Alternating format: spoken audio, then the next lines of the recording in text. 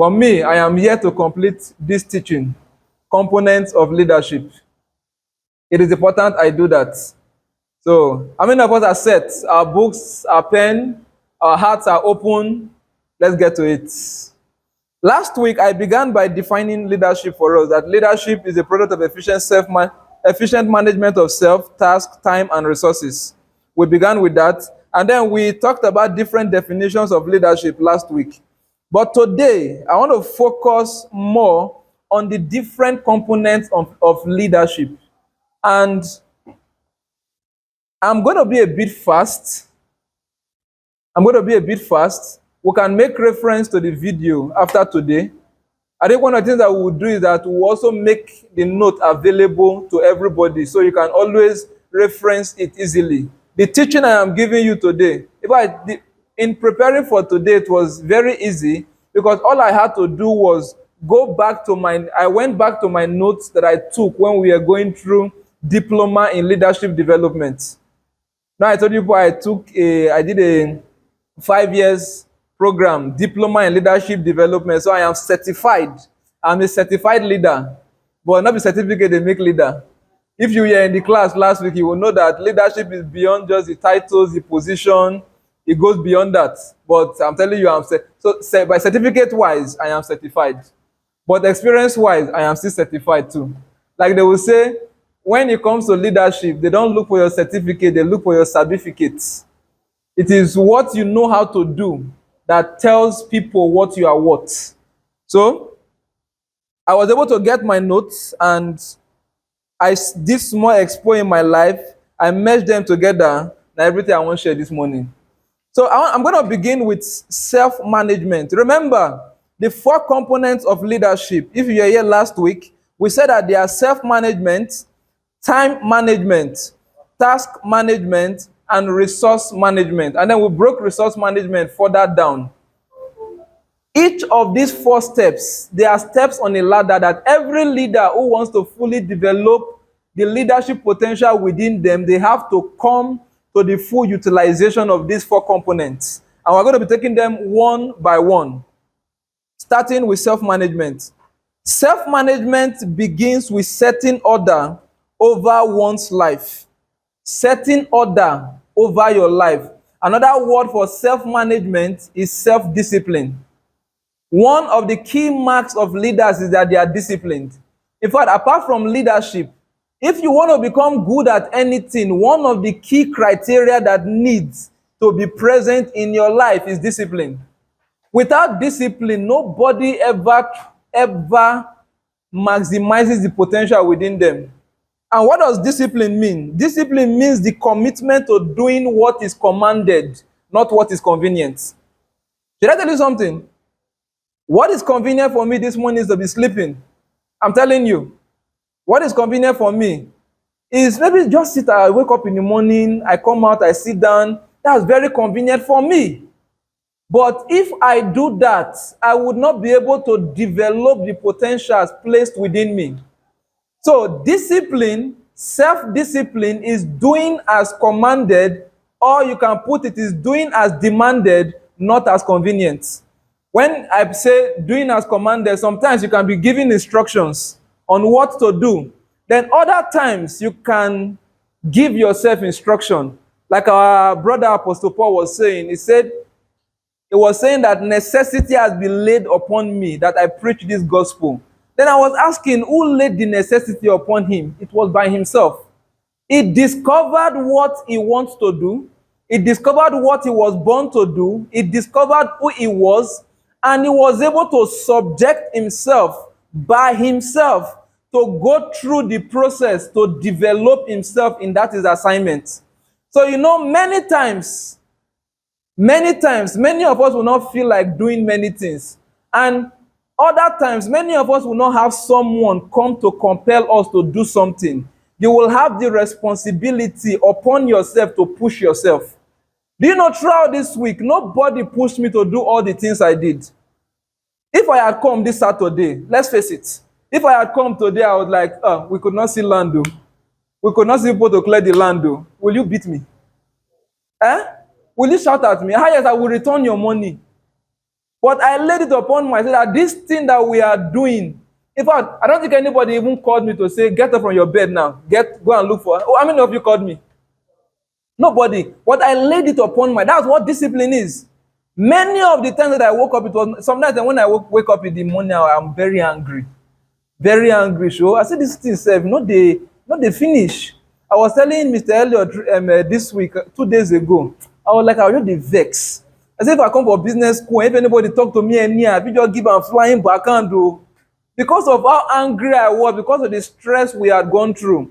But despite that stress, because I was focused more on what I wanted to develop, I laid it upon myself to continue. So I was doing as demanded, not as convenient. That is one of the real marks of a leader.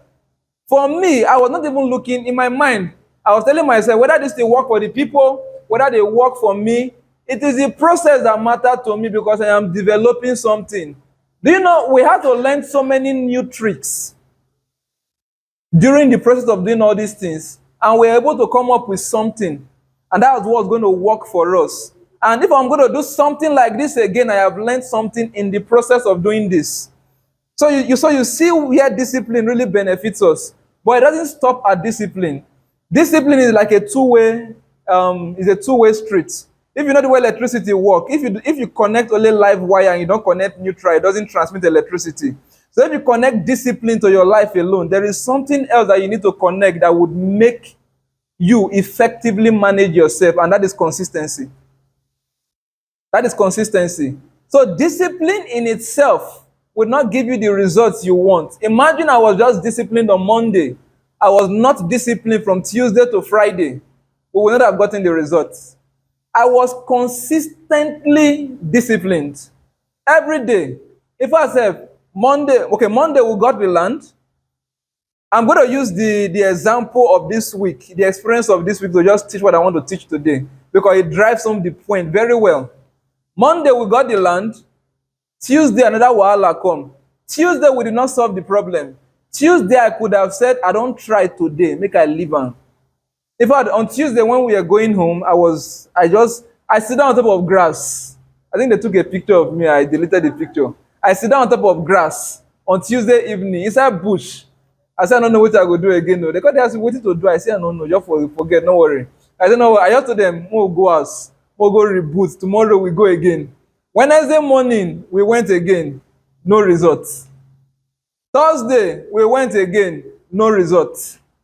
Imagine, I don't do on 3 days. If now you know, let's be interactive now. Tuesday, you do something, no results. Wednesday, you do something, no results. Thursday, you do something, no results. Let's pick up. Who will continue on Friday? If you will continue on Friday, raise your hand. You will continue. Okay, like this, but they are disciplined. Oh, no, speak your mind. Speak your mind. Speak your mind. If you know what you want on Friday, it's like I never understand though. On Tuesday, with how many of you know Alajade? You know Alajade, the distance. You know the way the road bad. Not be at the beginning now. Inside the after Alaja Grammar School. You're going inside, yes. So now imagine we don't drive, go there on Tuesday, no results. We don't go carry Malam, do everything. And see, I better remove this from camera. When you stay with Malam, your nose, man, not talk. Imagine we don't carry them go, come back, no result. Tuesday, we don't carry them go. On Wednesday, on Wednesday we'll go on once. We didn't work, okay. No, but we did something on Wednesday. Okay, Wednesday was when I went to repair the vehicle. So now on Thursday, you went there twice, no results. Talk your mind. No, say now it's easy for us to talk. When I will still continue on Friday. But if now you talk your real truth, you go do it.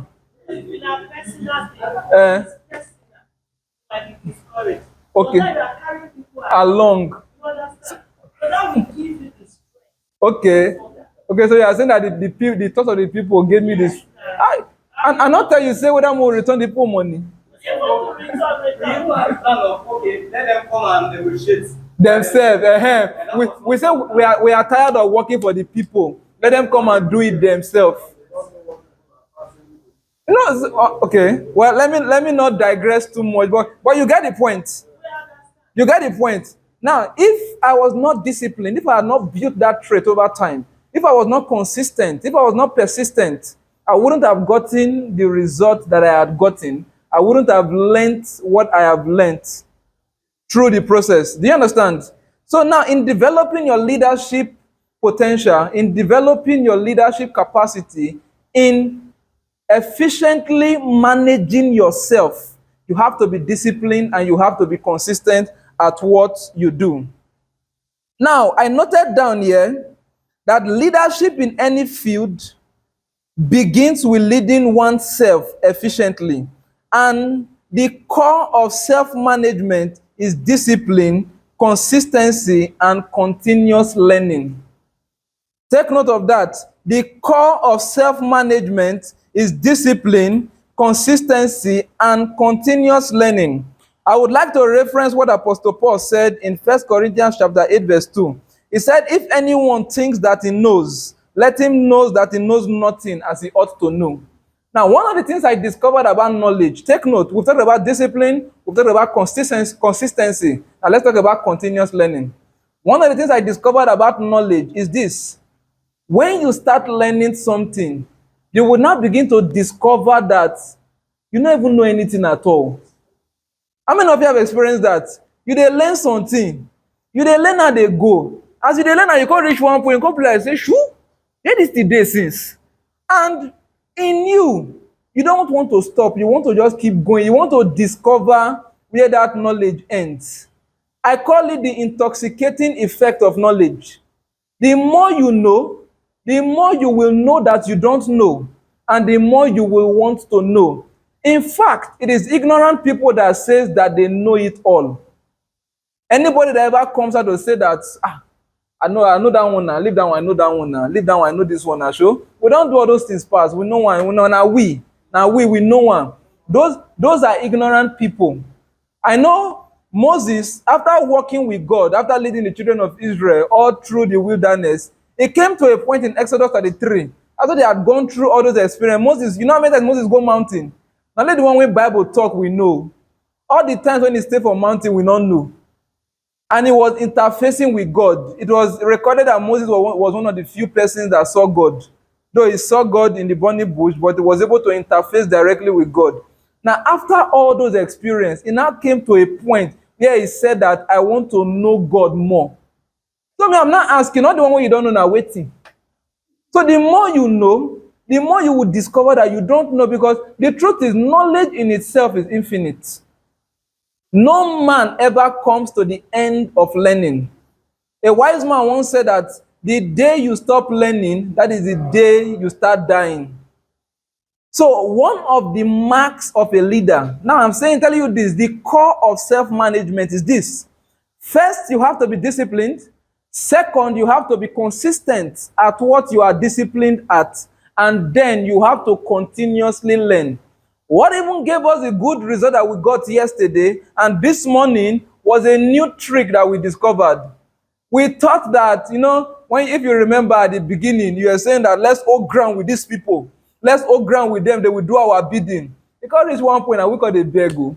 We'll not be all ground again. So what we knew before was that when you all ground, they go do your bidding. That was what we knew. But imagine we had held on to that knowledge, we would not have gotten the result. Now beg, we beg. That they take grief for us.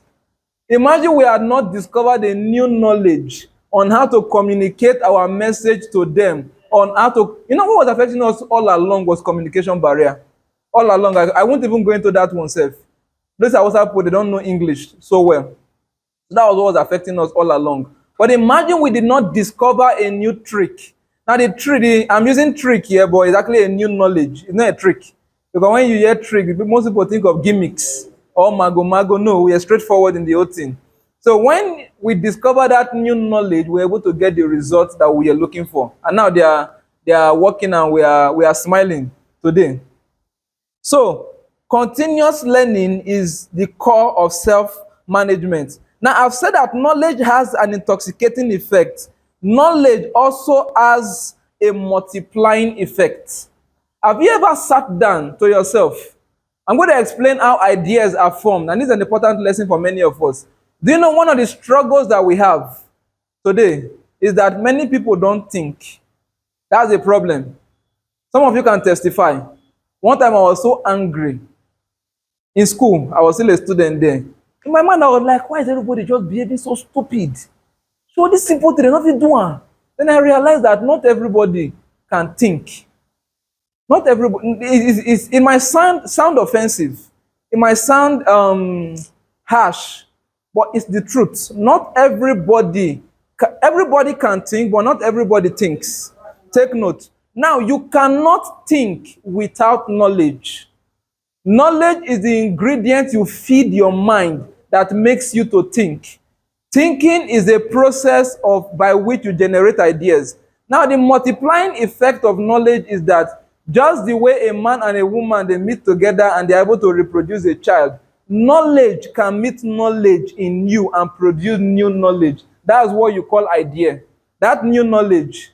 Sometimes I just sit down and I wonder to myself, one of the things that is helping many people today, many people who are successful, and I believe in my own small way it's helping me, is that the things I have learned so many years, some years back, they just keep playing out now. Sometimes I will just sit down and I'll be thinking to myself, this thing, now my head the day since. How many of you have been in that situation where we dey talk to people, one rema go just come, one inside go just come, you just be like, yeah, I don't catch am. You go dey feel your, I get sense o. Sure? So it come out from my head. What you did not know is that that knowledge has been residual. It was just waiting for the opportunity to find the expression. Or is waiting for a new knowledge to meet it, for it to produce a new knowledge, which is the idea you are looking for. So that is the multiplying effect of knowledge. So take, for example, I read book A, and I'm looking for a solution. The solution drove me to read book A. I finished reading book A. I did not get the solution. I now give up. I would never get the solution. But where I will get the solution is where knowledge will meet knowledge. Because some of the things that we are going to experience, like the Bible said, there is nothing new under the sun. But we still discover new things every day. That is the truth. I read book A. The solution I'm looking for is the intercourse between book B and book A. It is the new knowledge that those two things will produce for me. That's what I'm looking for. But many people will never be able to get to that point because, take for example, now if you're not somebody that reads a lot, by the time you read the first book, you not see anything. The book not sweet you for body. You not go on read again. And that's how you will just lock up the level of growth that you will get. But the moment you begin to go for more knowledge, the more knowledge you get, it means the previous knowledge that you have. And then, boom, new knowledge forms. Where those times when you say that you receive rema, or when you say that you receive idea or insight, what actually happens is you are talking to somebody. The person will just talk one thing. How knowledge comes is through the reception of information. When the information comes and meets the information that you had received before, they go just damn. Your brain has the way it processes it. Instantly, the idea go just go, you'll be like, I don't get it. That guy information meets your information. You get the new information. So you see the multiplying effect of knowledge now? So please go for knowledge. It's important. The day you stop learning, that is the day you begin to die.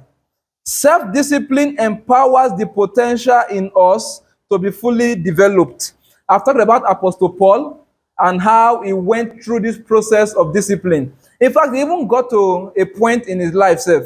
Now, here's something about discipline that we need to be cautious of. Disciplined people, they don't do everything. That's one of the things I discovered. You don't see them. Everything is good, though. Many things are good, honestly. Many things are good, but disciplined people, they know what they are called to do. That is the truth. Apostle Paul was telling us in 1 Corinthians 10:23, he said, all things are lawful for me, but not all things are expedient. All things are lawful for me, but I will not be brought under the power of any. What it means is this: they are lawful, they are good, they are okay, but that's not what you are supposed to do. You need to discover I tell people, when you discover the vision for your life, your vision automatically tells you what you are supposed to spend your time doing. When you have not discovered the vision for your life, When you have not discovered yourself, you will just be doing anything. I remember in 100 level, 200 level, we had many friends. I learned graphic design, I learned video editing. They just announced graphic design class for here, we don't go. Video editing class for here, we don't go. At the time, my laptop, the kind of laptop I had could carry everything. They don't announce AutoCAD class for here, we don't go. Web development class for here, we don't go. Engineering design class for here, we don't go. At the end of 200 level, now one of my friends call me, Akpan is his name. He call me, say manifest. All this one you don't learn. So yeah, which one you they do? I say no, I never find the one when they all this, what I told him was I didn't know they click for my body. I never find the one when I won't do. Do you know? Let me tell you a very funny story. I did IT 2020 in a mechanic workshop, but they allow auto service. One big mechanic workshop just before Oguno there.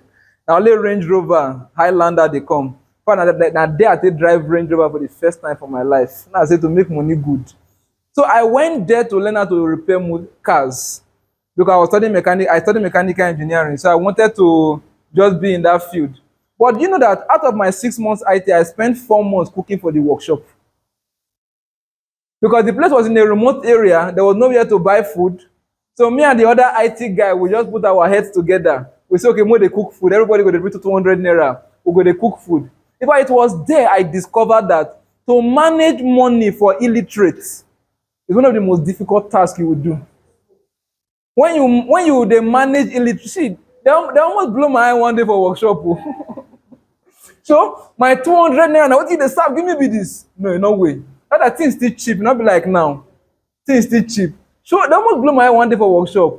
But do you know one thing I discovered? I realized that I wasn't there to learn mechanic work. I wasn't there. I'm going to start a car manufacturing company very soon by the grace of God. You're not saying amen for me? So instead of going to buy in Japan, we'll buy in Nigeria. I discovered that when I start my car manufacturing company, not me go dey the factory floor, they make the car. Where I go then a management floor, they control where they make the car. And not everybody will be literate. Some people will come there and they will be illiterate. So it was after I finished IT and I discovered, I was now recalling everything. I was like, oh, a good lesson I learned. I managed illiterates. I managed resources. The first time we cook in that workshop, I wanted to cook jollof rice, but the rice came out as purple color. I don't know how it happened. Till tomorrow, I can't explain to you. I can't explain to you how it happened. But the purple color that came back. Now later person called, they say, no, the onions, and I get one out, they cut. So, but I went there thinking that, okay, now mechanic work I go do, I go to enter under motor, I go to do this one, I go to do that. Do you know they appreciated me more for the cooking? In fact, the head of the workshop called me, was like, look at the way you brought my people together. It's good though. They've never been together like this before. I was developing my leadership potential. There. That was not too long ago. Now imagine I told myself that no, I must stay with this mechanic work, leave cooking. Cooking is not I mean if you are my parents, I not tell my dad this thing till later. If you are my parents, you send me go do IT. You can't hear saying I cook or they cook. Parents say, what will you do? Like, So you see? But I was on a path to discover myself. I was on a path to discover my potential. Oftentimes, the path that leads to your potential realization is not the normal path. Who would have known that a stone can kill a giant? I said the last week, who would have known that a stone will kill a giant? Spear and armor could not be, but a stone, who would have known? That was how David began to develop his potential. I won't go into the story of David because of time. I tell you that the story of David is for a special time because David is one of the greatest kings that ever lived till Jesus Christ came. But you get the point of self-management now. You get the point of discovering yourself. Good. Now, let me give you these few thoughts before we go to time management. A slave is forced to work. A servant works to survive. A manager works for results, but a leader works for impact. I take it again. A slave is forced to work. A servant works to survive. A manager works for results, but a leader works for impact. Please take note of that so you'll be able to classify where you belong. when you are looking at the work you are doing and why you are doing the work. Okay? A slave is forced to work. A servant works to survive. Many people who have jobs, they are in these first two categories. Slave is forced to work. Servant works to survive. A manager works for results. But a leader works for impact. In fact, you can't pay a leader. You can't pay a leader. If I want someone to pay me for what I do now, maybe you might not afford. They may not be able to afford the rate, honestly.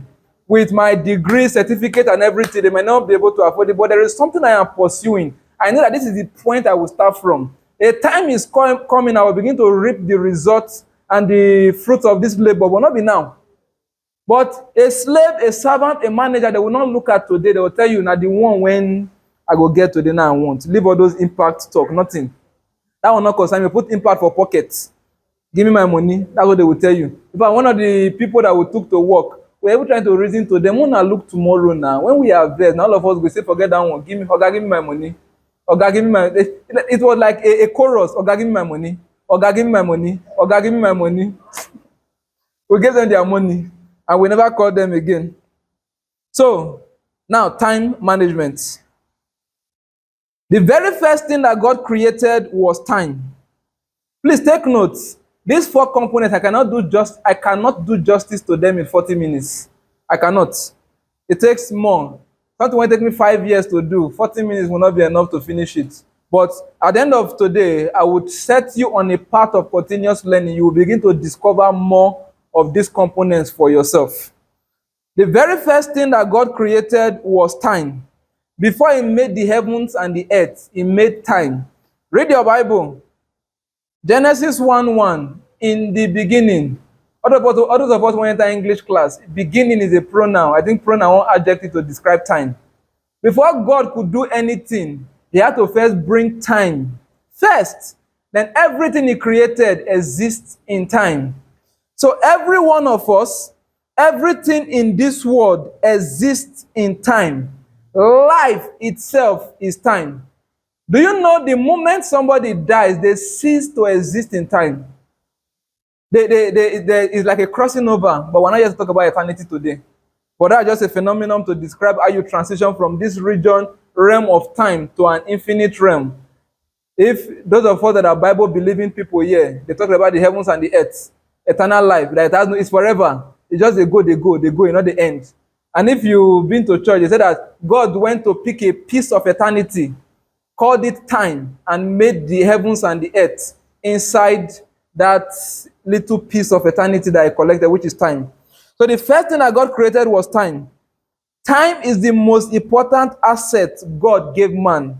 I know that last week we were talking that the greatest asset of every man is people. But you know what I discovered?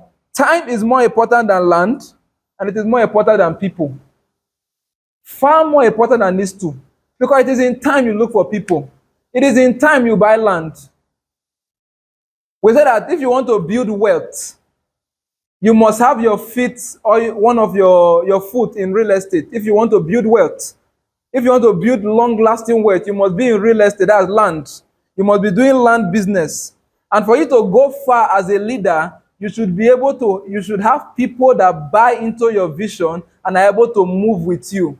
But here is something that seems like a contradiction. Time is more important than land, and it is more important than people. Because all these things that we are looking for, they exist in time. Therefore, the most important skill that anybody, any leader would develop is time management. In fact, if you cannot manage your time, you cannot manage your life. Once you start mismanaging your time, you are mismanaging your life. I was telling some of my friends back in the university, I was telling them because some people, today they will come and learn graphic design. Tomorrow they will, that time I was in 300 level. I don't go through all those things fast. I call they use that one as the experience they teach younger people. So I was telling them, I said, no, you don't spend Monday learning graphic design, Tuesday learning video editing, Wednesday learning web development, Thursday learning something else, Friday something else. No, you will only end up leading a confused life. I told them this statement. It is a quote, so please write it. You quote me. 10 years' time, the coming generation, they will quote, the way we quote Albert Einstein. So this one is manifest to Bogoro. You note it down. Embedded in your daily routine is the person you will become. Embedded in your daily routine is the person you will become. So if I want to know what your future holds, I have to look at what you are spending your 24 hours doing today.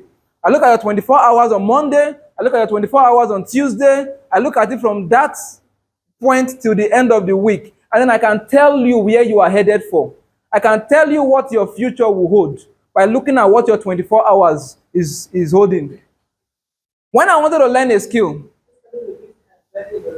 embedded in your daily routine is the person you will become. Manifest Ugbogoro 2018. Note it down.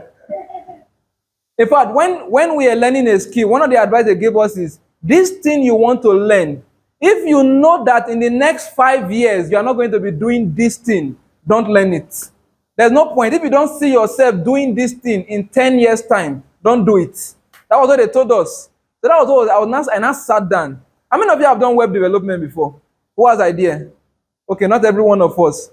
Okay, a few. Now, web development, if you don't write code before, you know, say one mistake will confuse you. In fact, there was one website I wrote. I spent almost a week trying to correct the website. What did they miss? Now just comma and not put for somewhere, the full website scatter. And now I sat and I asked myself, now what could they do for my entire life with this? No way, no, not with me. Web development is very profitable. Honestly, very profitable. I know how much we are paying web developers to build our company websites. Very profitable, but I know where I am going. And not be this web development will carry me go there. Do you get the picture now? For 40 years now, they preach. 40 years. Adeboye, I think more than that. Adeboye, almost 60 years also. They preach. Studied industrial mathematics in the university, but now preaching, now be calling. 60, and he's doing it so well. And if you want to know where your calling is, there are two things, two marks to know that you are making progress in an area. When you are working in the area of your gifting, it attracts two things to you. It attracts people and it attracts resources, financial resources specifically. When you are working in the area of your calling, you automatically build influence. It takes time, but you begin to build influence. People will be attracted to you because everybody is looking for somebody that is known for something. Everybody, they want to just acclimatize, okay, when it comes to this thing or this person. So everybody is looking for that one person that, okay, now this thing this person is good at, and this person are going to go meet for this thing.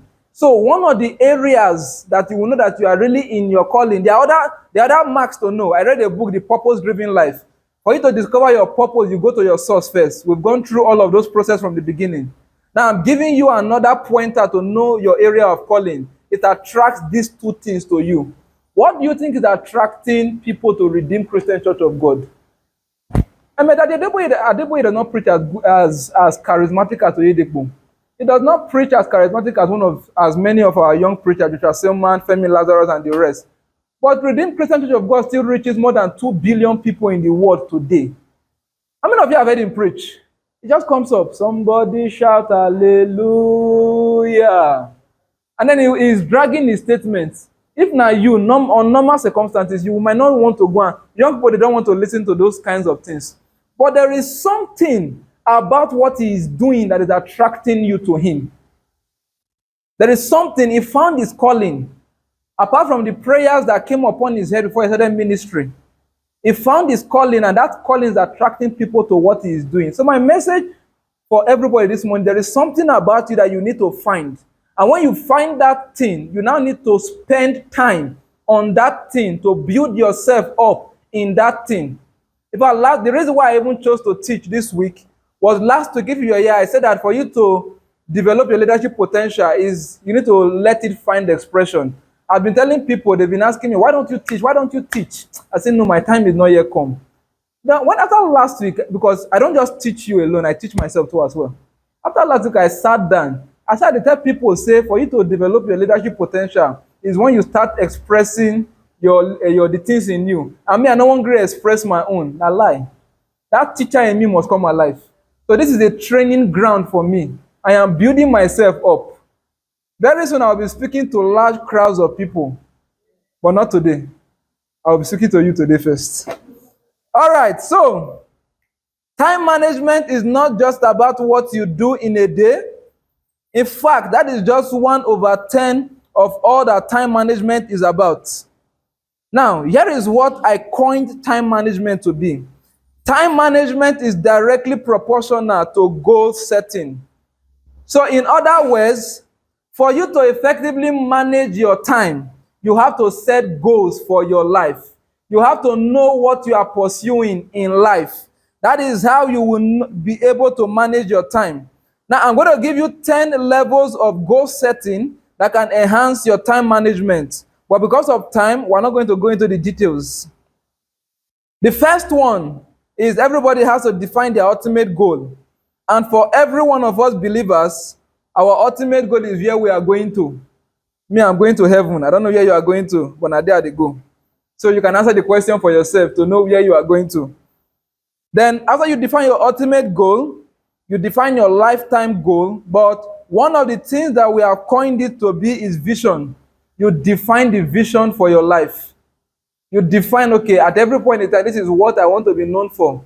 This is what I want to achieve. This is where I want to be. This is where I want to go. On and on like that. You define the vision. Then from that point, you define your long-term goals, medium-term goals, short-term goals.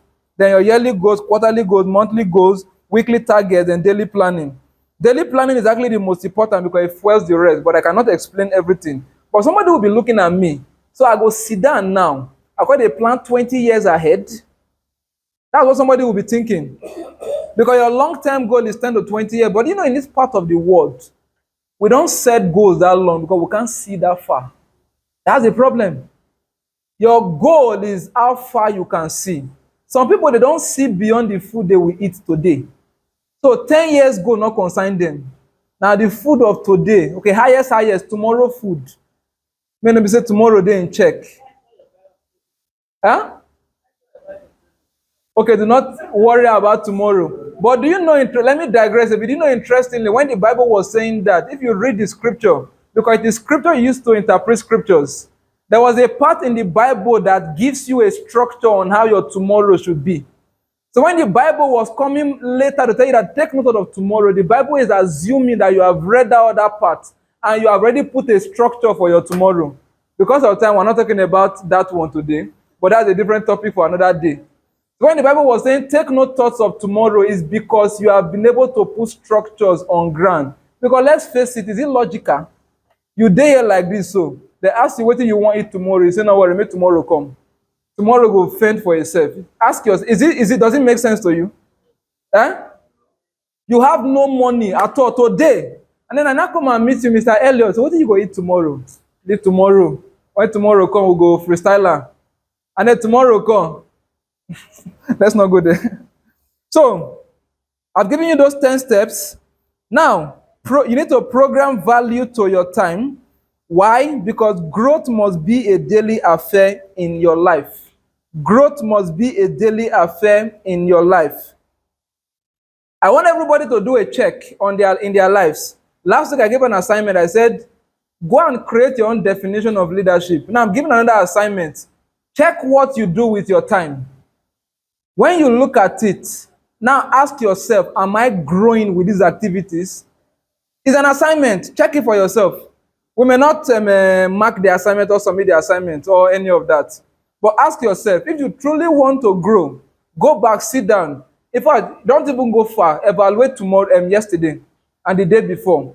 Look at everything you did yesterday and ask yourself, if I do this thing consistently, will I grow in life?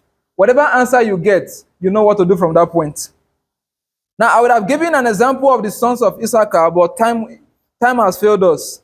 Time is our greatest asset in the adventure of life. What anyone makes out of life is a product of what he or she has made out of time. Now, I decided to do this whole thing in a sequential order. You cannot manage your time until you have learned or discovered what you want to do with your life. When you discover that thing, then the next thing you now need to find out is time management. But one of the things that many of you will discover is that it doesn't actually follow these steps. It is in the process of learning time management that you will learn how to manage yourself. It is in the process of learning time management you will discover yourself. Because whatever you do, time is going. So somebody will say, time is going. I make a learn time management first now. I'll come back and learn self-management. You know, they work like that. As you start one, it's like the whole thing, they all follow themselves. Is they are all intertwined. 1 minute is on you're on time management, the next minute you're on self-management. But there is now take note of this thing. When you are learning something, don't try to learn everything at once. Just pick one thing.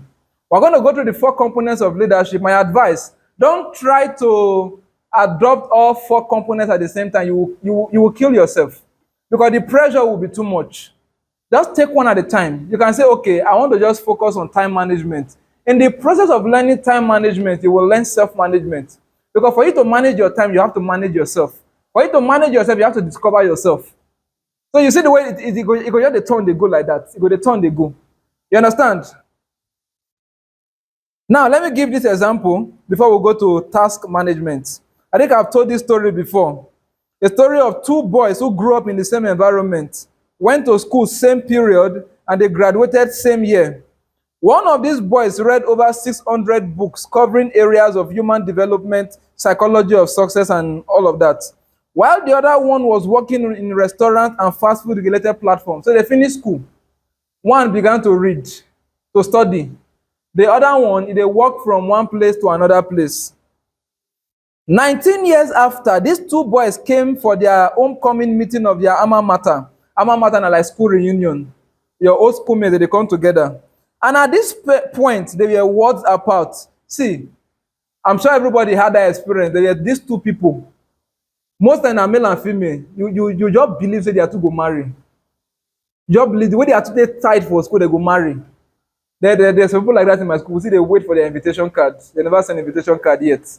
But there could be 2 guys. You just believe, say, these 2 guys, and they go swear that they go take over the world. They go conquer the world. You just believe. So these 2 boys, everybody was expecting that to be the story.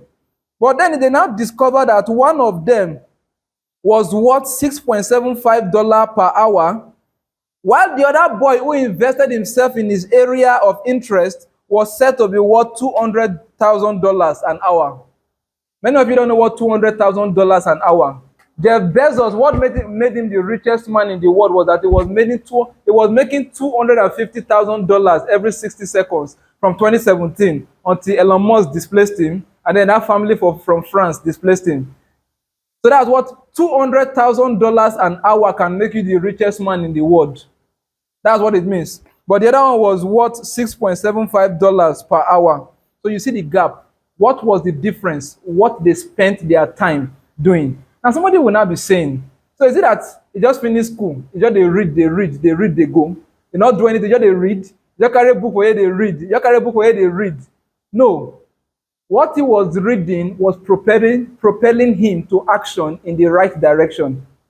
The other one, he was using native intelligence. To make money now, just go work for you, you get some more change. Go work for you, you get some more change. If I put everything together now, if you buy food for like 1 month, I'll survive. It's okay. But the other one was bent on discovering himself. So as he reads, he applies what he reads. He goes back, he applies. Did it for 19 years. And that was what made him what he was today. Now, I already gave you an example of what makes a rich person rich.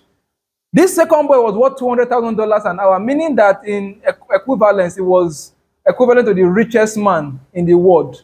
That's what studying can do in your life. Spending your time doing the right thing. 20 friends don't play together for 20 years. In 20 years, they will be in 20 different classes. So if you look at your mates and follow what they are doing, well, only God knows where you will end up. So you don't look at other people, you look at yourself. Tell yourself, this is where I want to go to. Even though not be there, everybody they go, now them me they go. Now, task management. I think I will speed up because of our time. Task management talks about the business that we are doing. Now, a business can be said to be the efficient trading of time, talent, skills, and energy for the purpose of profit making. We know what business is. But do you know I discovered something? In this town, many people are not diligent in business. So I'm answering a question for everybody today because we did a teaching one time on why businesses fail in Warri. How many of you are here during that teaching? Why businesses fail? Now, I want to answer that question for many of us. In this town, Warri, people open their shops when they like, and close when they like. They don't have regard for time. Yesterday, I was driving with one of our staff where they go find something. At 8:30, some places never open. Where they drive, they go. I think around 10 o'clock or after 10, they open. And go check now to 5, they don't they rush, go, they rush, go party. For example, we use church to cover up. I won't go church. Now, you left your place. Let's not go there. Let's not go there. So one of the reasons why businesses fail in this town is that people open their shops. I'm just giving you practically. I'm not telling you that okay, people don't manage time, people don't manage themselves. No. People open their shops when they like, 10 o'clock, 12 o'clock. They close when they like. I was giving an instance during one of our staff meetings, I think on Wednesday. I told them that one of the reasons why many shops are not doing well is that sometimes people will come, they will just stroll into their office or their shop by 10 o'clock. They'll call the G's. You watched that match yesterday, you do this one. Buhari this one, Tinubu that one. They go talk. By 11 o'clock, because yeah, I go buy fuel, go buy fuel. That one go drag leg, go buy fuel. Before they go on 12 o'clock, half of the day gone. So what do you want to achieve? And you want to compete with a man that 4 a.m. is awake and is on his assignment, specific on what he's doing. You want to compete with that man? How? In fact, for me to teach this thing this morning, I've been up since 3 a.m. Although it was a note that I put together before, but I said, no, let me not come and just start speaking and give bridge to the people. Let me not go off point, because everybody evaluates what they do after doing it. So I said, no, I want to improve on last week's own. So I had to spend time. I had to spend time that early because we were going out to farm. So imagine I wake up when I like. I do anything when I like. I come when I like. Do you know that if today is one of the rare occasions where everybody will come and will not meet me here. Do you know that if you come consistently and you consistently come before me, or you meet the place locked, or you come, we see they struggle to do one thing, and that happens consistently, it will kill your morale from coming here. In fact, you will tell us that these people, they're not serious. They're not serious. Let's just go, we'll find somewhere else, we'll hope for something better. That's what you will tell yourself. And that's what many people do, and that's why they fail in business. So I'm giving somebody's business a deliverance this morning. For you to succeed in business, you have to manage that business effectively. Take note of this. You don't grow big to manage well. You manage well to grow big. The business that will be big tomorrow will be seen today in its structural plans. So I can look at what you are doing today. I can look at that small shop that you have. I can look at that small caravan and tell you where you will be in 5 years' time. I can do that. I'm a prophet. I can prophesy. Although I don't like negative prophecy, but I can prophesy. But I don't give negative, I only focus on the positive prophecy. But I can tell you that that small shop that you have, if you continue like this, now here you go end up. I can tell you that. So take note. You don't grow big to manage well. You manage well to grow big. So the business that will be big tomorrow will be seen today in its structural plans. It will be seen today in its management structures. So please take note of that. The business you don't invest your best in can never produce the best of results for you. Only those who stay focused on their task end up as frontliners. You know this, I have never been a victim of all this fraud, MMM, bring 100,000, pack 4 million. It never happened to me. Well, do you know why? When they bring it, one question I ask, where is the value? How do they make the money? Now, one, they cannot produce that information for me. And then, two, I said, I get what they do. If that one not better passes on when they do, leave them. But you see, one of the reasons that people are affected by all these things is they just hear, okay, you can make money quickly here. They just jump from here, they enter here. They even reach yourself, okay, no, not be this one, no. They jump from here, they enter here. They are just busy here and there. They will never be known for anything.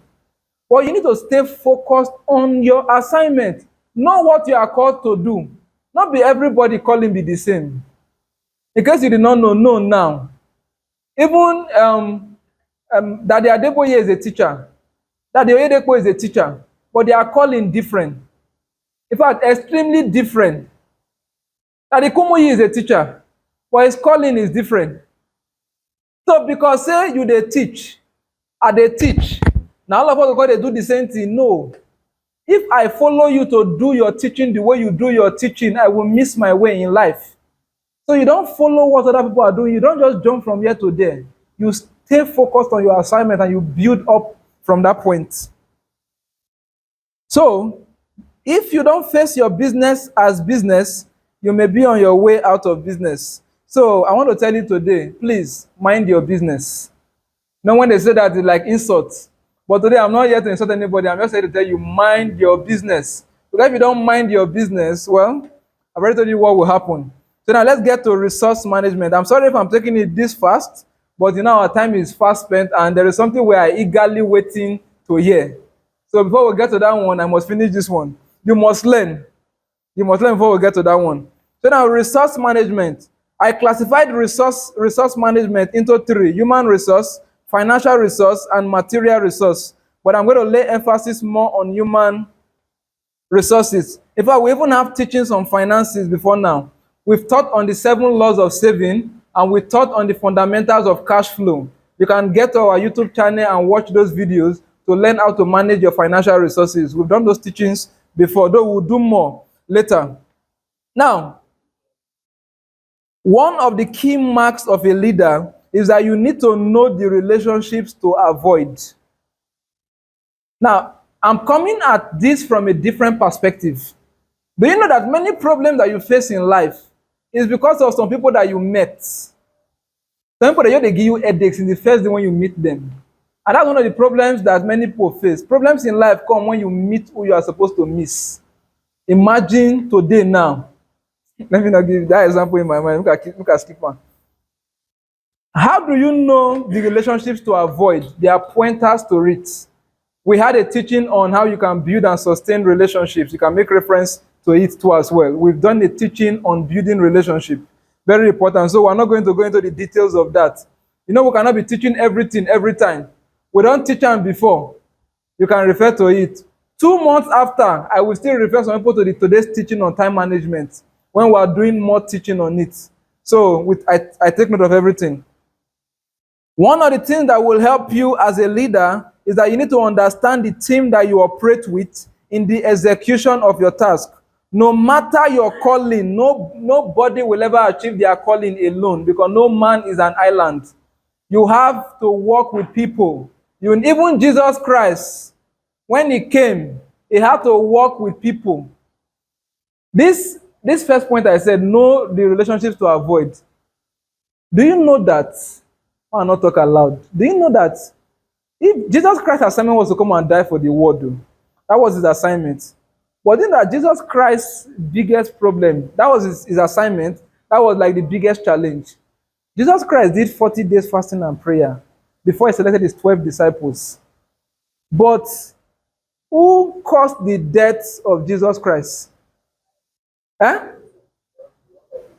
Which person? So will you agree with me that Jesus Christ died because of the person that I put on his team? From one perspective, no, No, now you don't know that. You don't know that. Yeah, during the Lord's Supper. No, now we're looking at it from a logical standpoint. We already agree. Jesus Christ's assignment was to die for the sins of the world. So whatever happens, he was going to die.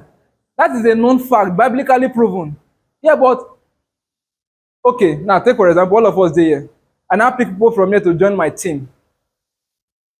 Then all of us will go every year together, will they eat together. Let me never use myself, let me use somebody, Mr. Elliot. Somebody from here now that is in your team working with you, all of them, they make money, where they go farm, everybody they go. Then one day, that person go call kill you, you go believe her. No, now let's be logical. Let's face the facts. The biggest problem that Jesus Christ had, take note of something when he was on the cross. He said that this thing when they do so, you no one do one. That's discipline on his own. This thing when they do so, you no one do one. But because it is his assignment, he has to do it. That was why he had to go through with it. But from the human standpoint now who I carry for my team, come go sell me. No, let's remove that Jesus Christ dying will save the world. Remove it from your mind. Jesus Christ was a man, flesh and blood like you. came here with a specific assignment. Everything about Jesus Christ's life was prophetic, was a message. Even him dying at 33 was a message. But today, who died for 33? Call our timely death. Eh? So let's never go into those things. And we're looking at it from a logical standpoint now. Now, a member of my team who I pick, now sell me when they kill me. The guy, 30 shekels of silver, all those, they say that money they heavy. He sell me. Now they kill me. So will you agree with me that Jesus Christ's biggest problem was the person that is selected to be on his team? He would have died any other way, honestly. But Judas Iscariot was a wrong person. So later he was replaced. But he was wrong in his team, but he was prophetically positioned to allow Jesus Christ fulfill his assignment. So get the twist here. If I want pick team, I go pick who go help me fulfill my assignment, just as Jesus Christ was exceptional. Now imagine I pick who go sell me. I pick now Judas Iscariot able to handle the money. So the problem that he faced was the person he picked. If he had not picked Judas Iscariot, Jesus Christ was a man. I'm sure he wanted to live up to 60. He wanted to grow old, see the beautiful gardens. He wanted to do that. He's a man like you. He experienced the pain. He experienced the emotion. So when they cut his life short at 33, he expressed his displeasure. Father, this is not, let this cup pass over me. Not be waiting he talk. But he said, let your will be done. That was what he said. But Jesus, his own human flesh was saying that this thing he don't want to do. This thing they pain. I just say if Jesus Christ come, that Judas Iscariot, he go blow an eye. So will you agree with me that problems in life come when you meet who you are supposed to miss? Now look, Jesus Christ is an exceptional example. Your assignment is not to die for the word. You like go pick person for your team when go kill you. Well, you're not Jesus. So one of the things about leadership is that you have to know the team and understand the team you operate with. Now, David was an excellent leader in developing and deploying the potentials of those he worked with. David was in the cave of Adullam, and inside that cave of Adullam, he had trained men with himself. They were area boys, but David trained them, and they were able to assist him in doing what he wanted to do. One of the key marks of a leader is the ability to reproduce himself in others. Now, I'm going to end with this point. For David to effectively deploy the potential, develop the team that he needed to work with, he had to develop the potentials in himself. So as a leader, if you don't discover yourself, if you don't discover what you are supposed to do, you will not be able to build the right team, because your team is only as good as you. I can only reproduce myself in my team. So I'm going to end with that point. Now, my final word to everybody this morning, we're going to end the leadership series next week. But my final word to everybody this morning, we've gone through all the steps, though we had to rush, but I believe that one or two statements I've made has been able to impact on somebody. You can pick that one statement and run with it. You don't have to pick everything. Just pick the one for you and run with that one. Now, my final word to you this morning as we continue the series and we end it next week is this. I see something in you. I don't know what that thing is, but if you hang around the things that will lead to your development, we could find that something. Me standing before you, everything I'm saying to you this morning, I'm also saying to myself too as well.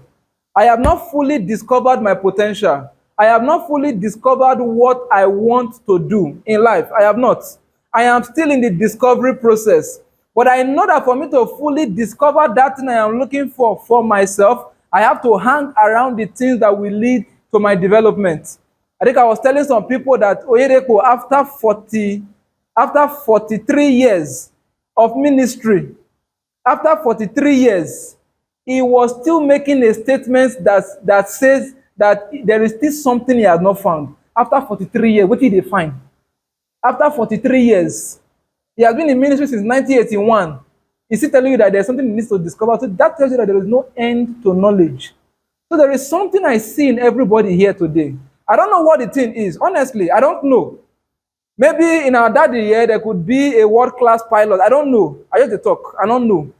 But for us to discover that thing in him, for us to discover that thing in you, you have to hang around the things that will contribute to your development. And I pray for everybody this morning that as we stay committed to developing ourselves, we'll begin to discover that thing that God placed in you. It is never too late to find out your purpose. It is never too late. Thomas Edison, it was recorded of him in history. His entire factory burnt down. He was 65. His entire factory burnt down. But do you know, interestingly, the discovery and invention of the light bulb was after that factory burnt down. The discovery of DC electricity was after his factory burnt down. One of the greatest scientists that we may never really know is Nikola Tesla. He was a student of Thomas Edison. Nikola Tesla's studentship or apprenticeship began with Thomas Edison after his factory burnt down.